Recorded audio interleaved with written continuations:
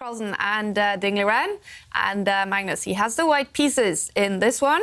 He has been under pressure from the Chinese so far today, but in this game, the bar is slightly over to the world champion side. Yeah, early days. And actually, just an hour or two ago, Jovanka, you mentioned the Catalan opening.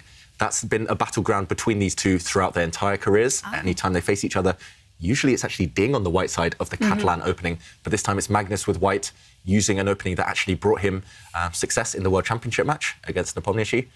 And it's early days, material is level if we do a quick count, and it's relatively balanced pawn structure as well, relatively symmetrical.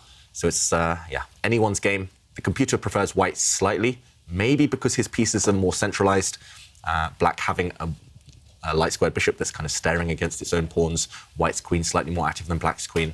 But in general, these positions tend to be known as relatively balanced.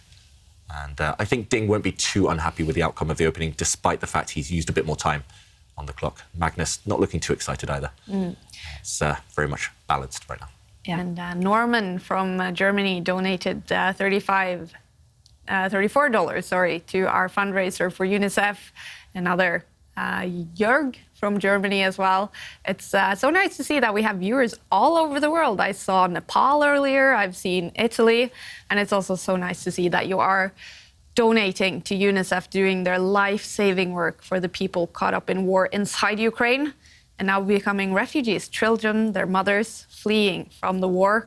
All money in our UNICEF fundraiser will be going to those people who desperately need it. So thank you, and please keep on donating. Our goal is now $120,000, and you can use this QR code, and that will guide you straight to the donation site. Yeah, it would be nice to get like $100,000 by the end of today. Ooh. This is a lovely round number, and that would be such a fantastic effort from all of us, the chess community, just clubbing together to help UNICEF and just help the children, help all the refugees and those displaced. My hearts and everyone's hearts go out to the Ukrainian people. Absolutely, yeah. It was very moving and hard to hear the other day when we had Grandmaster Pavel Elianov from inside Ukraine talking to us on Skype, just telling some heartbreaking stories about what he's seeing inside Ukraine and also his chess colleagues fighting in the war. It is heartbreaking stories, and the only thing we can do is help by donating money for organizations like UNICEF to do their life-saving work. Yeah. Imagine how many children we could help if we do hit that target. Yeah. That would be really That is nice. so true. Yeah. Yeah. And 31 minutes left in the auction for that Success Secret Lab gaming chair. Current bid, $1,350. Wow. It is a very special gaming chair. It is. It brings its occupiers luck, as we saw with David. And it's actually an incredible chair. We've sat on it. So comfortable. Very comfortable, perfect to sit in. And, of course, it comes with pedigree. It's not often that you get a gaming chair that Magnus Carlsen, Jan-Christoph Duda, Anish Giri, David Howell, Kaya Snara, Ola Hove has sat in. And Jovanka Hauska. Yeah, I didn't want to mention myself. You definitely sat in as well. And whilst we're waiting for Magnus to think of a move and think of a plan, I wanted to share with you a few selfies. We have Cherry Puffling, who says that their favourite 2 ways to relax. And Magnus stepping forward with the queen, eyeing up the pawn on b5 and quickly initiating a knight maneuver. Magnus just clearing also the c-file, so there's a couple of rooks looking at each other on the only open file on the board. We could see a rook trade. I think white's knight is maybe going to do a bit of a dance to try and get into the black half, but it needs to take 3 or 4 moves. So Magnus just spent 5 minutes on this clock trying to come up with a long-term plan. Yeah, and I did say that David's reaction would be made into a meme. And yes, Mr. Savant, don't worry, David, they've also made me as well. So Mr. Savant X says, me when I checkmate my opponent with 0.1 seconds on the clock. That is a super cool meme. That is very cool. Yeah. All right. Thanks for being so kind. I'm trying to come up with a good meme myself for using that. When would my reaction be like that? You're playing golf, Kaya. Or... When I'm playing golf, yeah. Oh, that is so cool. Yeah, keep those memes coming. That is very cool. And another move on the board. Yeah, so black's last move, I really like. I really like Ding's entry of the black rook into the white half of the board, supported by a couple of pawns. Any captures there would have only helped black. And meanwhile, Magnus, feeling he needs to take time out to push this pawn. That's a bit of a strange one to me. Yes, white's structure is now solidified. If you look on the right half of the board, it's like a V structure with white's pawns. But yeah, it does block in white's dark squared bishop. White's dark squared bishop actually lacking escape squares. If black can attack it later, it might regret not being able to slide back. So a committal move by Magnus, and feels like Ding has a move or two, maybe to get the black queen out of the way, to bring the other black rook into the game. And yeah, I think Ding is going to be delighted with how the game is turning. White is retreating knights, blocking up his position with pawns. Black, meanwhile, getting active. Are you thinking about making the same move that I'm thinking? When you Possibly. said move the queen out of the way, put her in the corner, Yeah. which looks a little bit ridiculous, you know, at first sight, because after all, what is the queen doing there? But like David said, gets the queen out of the way so that the rook sitting next to the king can actually join in the fun and start aligning itself with its sibling there. Yeah, it's all about this open file, the C file. And the reason we want to go to the corner as well is because suddenly, if you do plant yourself in the corner, rook takes rook will always be met by this capture. And suddenly, look at the power of the queen and bishop on this diagonal. They're just pointing down, attacking knights, and suddenly black would be in complete control. So this is actually quite a thematic, quite a typical idea, planting the queen in the corner in anticipation of the position opening up later. You use the queen and bishop on the same diagonal if the center of the board opens up. And, OK, Ding didn't go for this, maybe just undecided where he wants his queen. Maybe the queen can come this direction as well. So instead, he takes a timeout, a very sensible timeout, just pushes a pawn. There's two purposes behind this move. Firstly, creating an escape square for the king later on. Never, ever any back rank checkmates anymore. But also, the other idea I mentioned earlier, this bishop lacking escape squares, and you could hint at maybe a later pawn push. You need to prepare it with 3 or 4 moves, but you could hint that you'll push this one forward later and try to annoy this bishop. So, OK, interesting idea by Ding. Yeah, I really dislike it, actually. Too slow, you think? I think it's too slow because after Magnus's knight retreat, which was the plan, I'm thinking that black really can't be going, but it might be forced to, rook takes rook, because once white recaptures, there is no contest from black for the C line. Meanwhile, if the queen had been on A8, well, the black rook could have challenged. Yeah, that's true, actually. Maybe it's just timing. And Ding did actually shake his head there, if you notice. He may be lacking time now to challenge these rooks because suddenly white is the one occupying this line if the trade happens. And maybe the trade has to happen, as Ivanka mentions, because of this rook attacked by white's knight. Let's go back to the players. Big decision for Ding. Does he leave his rook on the square and sacrifice? Or does he just give up control of the key open C file? At the moment, it's just small margins, and he might have to give up control. He's really not looking happy, Ding, shaking his head a few moments ago and now leaning in. As Ivanka mentions, just one move too slow now for black, and it was just that luxury pawn move. I like the idea behind it. It's a type of move black definitely wants to play, but maybe he just chose the wrong plan in the wrong order. And yeah, what to do now? That is the question. To trade rooks, the other alternative may be to bring the rook back to the top of the board, but that doesn't really help. It will just end up in almost the same position. Ding shaking his head again. Look at the clock times. He has to move. Just trade the rooks, move the queen. It's not that bad for black still. And one open file for white looks good, but maybe he can challenge for it later in the game. He needs to move. The clock time's not on his side. This is the first time we've seen Magnus establish a big time advantage, actually. And will that decide this game? So, OK, the rooks have come off. And finally, this move we've been advocating, we've been cheering for, the black queen does plant herself in the corner of the board. Not just because she's on actually a decent square there, but also clearing the way for her rook to come and challenge for the C line. But it might be a little bit too late because now the white rook can dive in. OK. Oh, nice strategical idea, actually. Interesting, yeah. And this idea, it's actually borrowed from a few different openings. This bishop actually plugs the C file. So if the black rook comes across, as it does, The white bishop, I was going to say, could stay there for a few more moves, just blocking in the black rook. It's actually zigzagging back. I mentioned it didn't have many escape squares. He wants to challenge black's dark squared bishop, because if the two dark squared bishops get removed from the board, white's light squared bishop is actually superior to black, to its counterpart. Yeah, a very instructive strategy here. You know, Ivan Salgado in his Chess 24 Premium course says Magnus, master of knowing which pieces to trade. Here he is. He's giving us a masterclass in this. If he trades the dark squared bishops, Magnus is going to be a big favourite to win this game. Okay, wow. So Ding, meanwhile, retreating his knight, not because the knight was bad, but he wants to actually maybe bring it towards the centre, towards this left side of the board, and maybe block any potential bishop trades. So, yeah, it's a race against the clock for Ding, but it's also a race to stop Magnus achieving his ideal trades. All right, and remember, cctauction.com to make your bid on the successful Secret Lab gaming chair. 23 minutes left before that auction ends. Current bid, $1,350.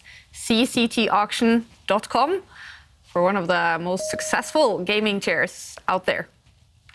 All right, Magnus Carlsen even sat in it, and Magnus Carlsen could be about to win a very important game in the semi-final match. Yep, still a lot of hard work to be done, but the momentum is slightly in white's favour. Okay, I'm surprised by this one, though. White's queen came back. I was going to say just to support the rook next to it, just to guard there. And now Magnus is the one to initiate the rook exchange. I thought maybe he would have tried to delay this as long as possible. His idea must be actually to bring the black queen away from the corner square where it wants to be. If the black queen now captures the white rook, the white dark squared bishop, on the side of the board is going to slide back one square and create an annoying pin. So Magnus, he's just trying to force the opponent's pieces to bad squares. It's not so important now having the open file once the rooks have all disappeared. So he's allowing the black queen to come and capture this rook. Will Ding go for that? Will he take back with the knight? He does capture with the queen. Yeah. The most natural move. It is the most natural move, and there you kind of read Magnus's mind. You know how he works. Bishop drops back. And the reason he wanted to lure the black queen away from the corner square is because the black pawn on the A file now cannot go and challenge this bishop. It would have been able to if black's queen was in the corner, but that pawn would be unguarded now. So Magnus, he's arranged this annoying pin with his last move, this dark square bishop. And still, white has the plan in his pocket of actually manoeuvring his knights and jumping into that outpost, that C5 square. Yep, it's all about the dark squares. If you notice black's light squared pawns on the left side, in the centre, they don't cover the dark squares, so it is about that battle for the dark squares. White, meanwhile, more flexible with his structure. And black's knights jumping over towards the left, but they're not going to get too far. They will be prevented later on. They will be evicted if they ever jump into white's half. Yeah. Still, it might look, to viewers at home, it might look very, very symmetrical. No material imbalance, no attack incoming for either side, but this is pure strategy. It's just manoeuvring which pieces to trade, which pieces to keep on the board, and Magnus is the master at that. That's why maybe we give him such high chances of winning this game. Yep. And finally, Ding does manage to push this pawn to attack the bishop. So the bishop moves to a nice square. And blocking the queen. And now, so now Ding also playing very thematically. He's trying to solidify his knight in the C4 square. Wow, and Magnus actually goes for the trade immediately. This gives Ding a lot of choice. Ding can actually recapture this knight in 3 ways. You can't capture really with the black knight because there's a pin. The black knight is stuck, but you can capture with 2 pawns. Jovanka, normally we say capture towards the centre, not away from the centre, but do you think black's going to pick up the pawn in the middle and take this knight just to open up black's light squared bishop on the diagonal? It's kind of tempting, isn't it? You know, the bishop has been behind bars for such a long time, so why not free it by capturing the pawn with the centre, capturing the knight with the central pawn? Yeah, big moment for Ding, but he's only got 4 minutes to think. B pawn or D pawn, you have 2 choices on the menu to take this white knight. I would use the black D pawn. I think Jovanka mentioned she would there too. The black light squared bishop is trapped behind its own pawns, so you have to open it up. I think actually if Ding captures the other way, okay, he goes for the one we mentioned. If he captured the other way, the black light squared bishop eternally would have been a bad piece. So at least now he's initiating another trade of these light squared bishops. And okay, Magnus moves his knight out of attack, and these light squared bishops are about to leave the board. Wow, Magnus is playing fast. Yeah, and once again, Magnus is in his element. He has the slightly better position. You know, he has the better pawn structure. He has the pawns that he can start pushing up the board. He's also got better minor pieces, and Ding is totally on the defensive here, and he doesn't have so much time. Yeah, the evaluation bar might say 0.0, but this is the type of position that we've seen countless times from Magnus throughout his career, squeezing water out of a stone. And as you mentioned, it's just easier for white to play. Black's plans are not obvious at all. White's bishop and knight are better than black's dark square bishop and knight. And the white queen also is about to start going towards the black king, maybe. It's just easy for white to come up with plans. And with a 7-minute time advantage, if Ding holds this one, I'll be full of praise for him. It just looks so difficult, despite what the evaluation bar says. Yeah, I'm really not looking at the evaluation bar. Black is suffering here, for Yeah. sure. I mean, moves that kind of spring to my mind is that maybe the white knight can maneuver itself at some point to attack black's pawns on the left side, okay? So we do see a trade of bishops and also Ding offering a second trade. Yeah, interesting. Maybe he was just sick of this pin that the white bishop was having on the black knight. He just brings that black knight out of the way, defending his own bishop. And if we see a trade of the remaining bishops, it still looks pretty good for white, I must admit.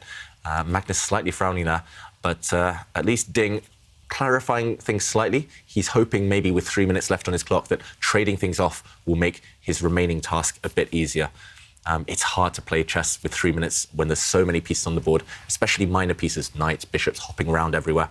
At least if the remaining bishops disappear, Ding will hope that he can maybe cover all his weaknesses and hold the game, at least be able to play quickly with 3 minutes left. Mm-hmm. Yeah, so Magnus really doesn't have any choice other than to trade off bishops. Mm-hmm. Yeah, trade off bishops, and then maybe the white queen will come into the game, and still uphill here for black to save the draw. Yeah. All right. It's intense, and if Magnus Carlsen does win this game, then it's going to be a must-win for Ding in Game 4. And Game 4 between Jan-Christoph Duda and Liam Le has started, and that is a must-win situation for Liam Le. So we're going to pay close attention to that game. If Liam wins, then they will head to tiebreaks. So far, we have not had tiebreaks in the Meltwater Champions Chess Tour 2022. It's getting a little bit likely, I would say, at least if this game is a draw. Yeah, I think if Ding draws this game, tiebreaks are very, very likely. Yeah. But it's also a big if whether he'll be able to hold this one, because the evaluation bar, as we mentioned, maybe not taking into account the practical advantages for white. And interesting decision, white actually pushed a pawn in the centre of the board, attacking the black knight, but black's queen just sliding across has pinned the white pawn in the centre, because look at the black queen and the white king, they're on the same diagonal. Suddenly, threats for both sides. And do you think Magnus underestimated this one? It looks a bit loose for white suddenly, and maybe there are some tricks still in the position. But there's one big trick, which is like, you've got to defend that pawn that's under fire with your queen. Yeah. That's about the only thing. You can't also go bishop takes bishop because of, well, maybe you can do bishop takes bishop. Mm-hmm. That's what Magnus is calculating. Mm-hmm. Is it a big threat that black is planning to play queen takes the white pawn on the e4 square with a check? Because you can block that maybe with a pawn, but a lot of calculation work to be done there. So Magnus most likely is going to pick up his queen, defend his central pawn, and Ding will have to reply to a threat against the black knight. But yeah, you want to break pins in general, but Ding doing a good job of trying to at least cause Magnus to do a bit of calculation. And Magnus now spending a lot of time in the last couple of moves. He's not got the same time advantage he previously had, and wow, just marching his king up the board. These guys are just fearless. Wow, with the queens on the board. Exactly. That would just not be on my radar. How do these top players come up with such creative moves? It's just amazing. Defending his central pawn with his king, and also keeping the white queen on her starting square, because if we see a trade of bishops, if black captures the white bishop and white recaptures, suddenly the white queen's on an open file. That's why he used the king to defend, not the white queen. I mean, wow, just wow. It looks so bizarre, though, to kind of walk into the diagonal of the black queen and continues the chaos. It's just amping up every move. And Jovanka, you leaned forward after that one. Yeah, Surprised? because I am surprised because, it allows white to have a protected passed pawn, the best type of pawn. You can go bishop takes bishop. But then there might be an intermediate move if the white bishop captures. This is really sneaky by black. It's maximum tension right now. We mentioned with this pin, with the tension between these 3 pawns, and also the tension between these bishops. And if white plays the move he wants, bishop takes bishop, then rather than recapture with a knight, allowing, as Jovanka mentioned, this beautiful passed pawn marching up the board, then I think black has a sneaky plan in mind, what we call a Zwischenzug, in-between move. Before capturing this bishop, you flick in a check. Knight takes pawn, check. And when the king moves, then you take this white bishop. And actually, black wins a pawn in the process. So sneaky, sneaky idea there from Ding. And Magnus, he tries to block this pin against his king with his knight. And maximum tension. Look at all these pieces in the center of the board. Kaya, you mentioned taking center as one of the key concepts, but this is in the endgame. They're still fighting hard for the center of the board. All of these pieces under fire. There's a lot of pressure on black's bishop here. And remember, if you trade off the bishops in the wrong way, then suddenly the white queen might become active on this open file. Then again, at least black can plug this open file with his own knight and with a check. So both knights now on beautiful outposts. It's not clear whose knight is better, to be honest. And the current position, super tense. I'm expecting this black bishop to move. Just what else? And the chaos will continue. Definitely lots of chaos on the board because I'm just running through the possibilities while you're talking. You have bishop takes bishop, very good. I like that one. There's also pawn takes pawn as well. Yeah, pawn takes pawn looks very tempting. Okay, so we have seen bishop takes.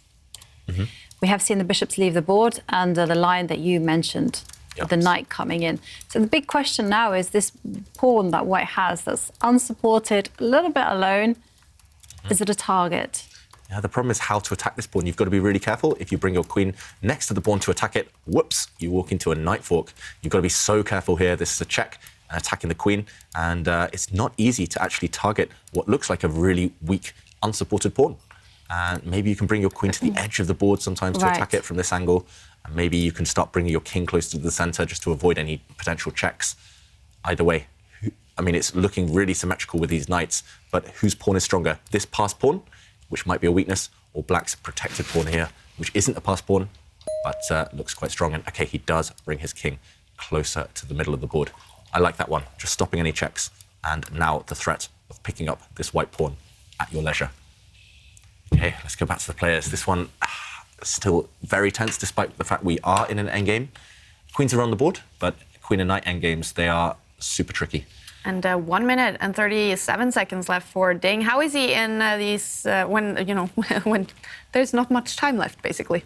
Yeah, we saw him be actually very impressive. He was very calm and he played some good moves. He didn't have so much time against Magnus in game, I've forgotten the game, when Magnus had the white pieces, so game one. Game one, and we saw him find some great defensive resources with just over a minute on the clock. So I've been very impressed by Ding, and also I still remember that night endgame that he played with seconds on his clock against Jordan van Forest. So he is good, but it isn't an easy task, and mistakes can be made. Yeah, I would say Magnus is maybe the more experienced of the two when they're both under 30 seconds, 1 minute. Magnus may be slightly trickier than Ding is, but Ding, he's number 3 in the world for a reason. He's been top 5 in the world for most of the last 5-6 years. So yeah, he's definitely one of the sharpest players out there. But he's done a good job so far. It's still going to be tricky. I'm not sure who's even playing for the win here. I think Magnus would love to just activate the white queen and start creating some threats. But if she goes off to the right side of the board and attacking some pawns, those pawns are simply defended.